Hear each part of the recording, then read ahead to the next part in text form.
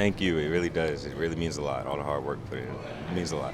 And I would imagine too, it's a testament to your work because your teammates voted on that, correct? Yes, sir. Yes, sir. So that's why it means so much to me. Well, I was joking with you earlier. You've slimmed down. I'm not sure if weight is correct, but you've slimmed down number-wise. You went from 82 down to 8 for this season, so why the number change? That's the number I've had in high school. Didn't get to get it here, just waited patiently for it, and it was open, so it's time to get it, finally. Guys are real protective of their numbers, aren't they, in college football? Oh, yeah, definitely. So, waited patiently for it, got it when it was open. Now in the new EA Sports game, are you 82 or number 8? They got me as 82 right now, but I hope when they update it, they'll get my number right, so I can see myself on the field right.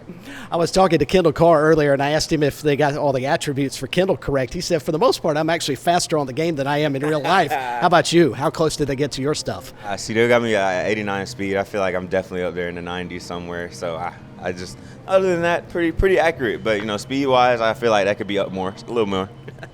All right, let's talk about preseason camp wrapping up, getting ready for opening week next week for you guys at Jacksonville State.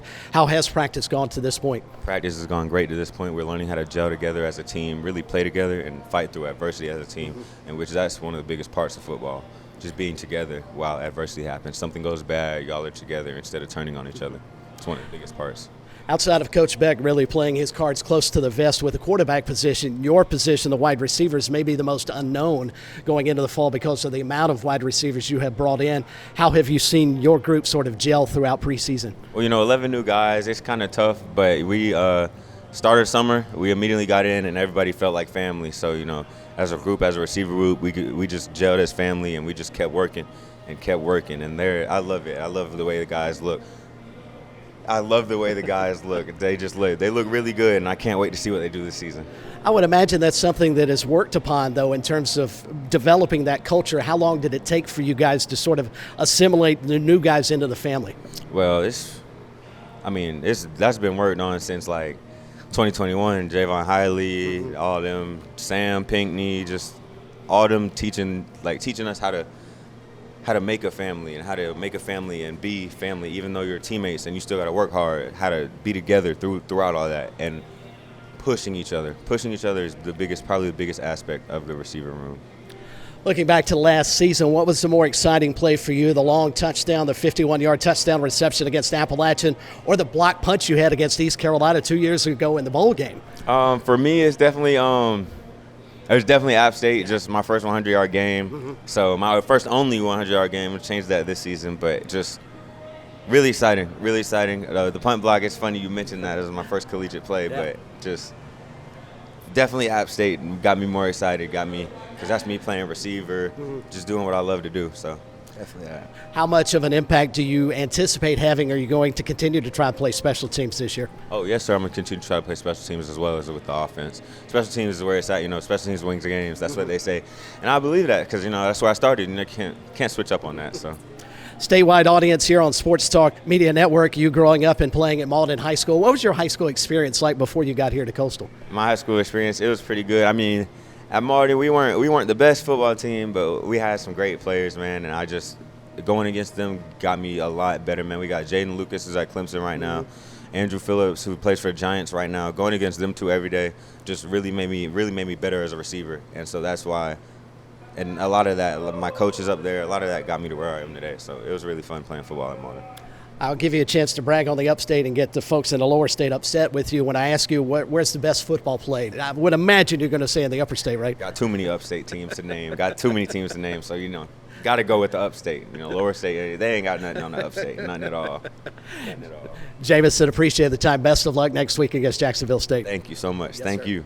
All right, and we turn our attention now from the offense over to the defense. Joining us now, redshirt senior linebacker Shane Bruce out of Carrollton, Georgia. And Shane was also just recently named a captain here at Coastal. Jameson seemed awfully proud of that honor. I would imagine you are as well. Yes, sir, definitely. I'm just appreciative of the guys thinking of me as a captain. I'm going to do everything in my power to help these guys get us to where we need to go. So. How much does that change your role now that you're looked at as one of the defined leaders on this team? Not at all. It's been like that since January. I think that we've been moving in the right directions. I mentioned it at Media Day, but the coaches have done a good job putting us in leadership positions and helping us develop as leaders. And that's just something that we're going to continue to work on and grow in during the season. Been a lot made about the 66 newcomers here to the Coastal football program this year. That's obviously a lot. They're not all on defense, but how have you tried to help those guys on defense, take them under your wing and get them acclimated to what you do here at CCU? Yeah, really just trying to get them to understand the standard here. Anything below the standard really isn't acceptable, and to get where we want to go, which is the Sun Belt Championship, everybody has to be held to that standard, and I think that's been our main role with all these new guys. Coach Niver told us a couple of weeks back that the consistent level of play is what he's looking for. He used the term, I think, stacking good days. I'm sure you've heard that numerous times. Are you seeing that consistency as you enter the tail end of camp now? Yeah, definitely heard that a number of times from Niver.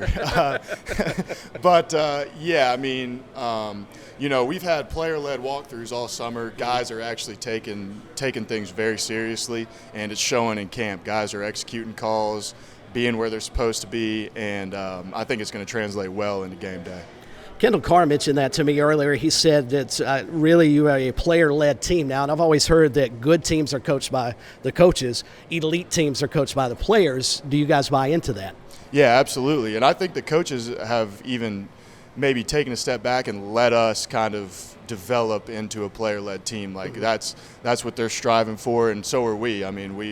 We want to be a player-led team. We know the impact that it has on the guys. Coaches can get so far, but player to player is a different kind of relationship. So I think that's something that we've been working on for a long time. Mother Nature may have actually thrown you guys not a curveball, but actually a pleasant opportunity when you had to go to Raleigh a week or so ago to practice to get away from the tropical storm. How much of a team building and bonding exercise was that? Going on the road, it's like sudden change. A lot of schedule adjustments and things like that, and we really had no problems with guys being late to meetings or figuring out what the schedule is. Practice is practice, no matter where we're at. If it's a football field, we're going to practice, and that's the standard.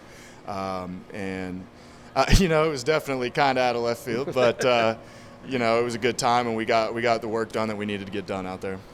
Next week will be a challenge offensively. Jacksonville State, the fastest tempo team in all of college football a year ago. How are you guys trying to adapt to that defensively in preparation? Like you said, they're the fastest team in the country, and so that's really what we're working on, their tempo, because that's what can hurt us. They're a good football team all the way around, but that tempo is, playing against it last year, they're fast. They're fast. So we're getting the scout guys moving fast. We're moving fast. And just trying to get acclimated to that kind of tempo. With the new helmet technology, I'm guessing, do you get to wear the defensive calls? How will that work defensively, and will that actually help you guys against a team like Jacksonville State? Yeah, so only one guy on the field can have it, so there's multiple of us that'll have one in our helmet, but we'll also have helmets that don't have them in it. So if one guy's in with another guy that may have comms, then they'll have to switch helmets. Gotcha. And so it's been way easier in the box, lining everybody up, getting the call. Last year, looking to the sideline, then having to give the call, they were already snapping the ball. So this year, I think that's going to help out big with that. Shane, we appreciate the time. Wish you all the best next week at Jacksonville State. Absolutely. Thank you.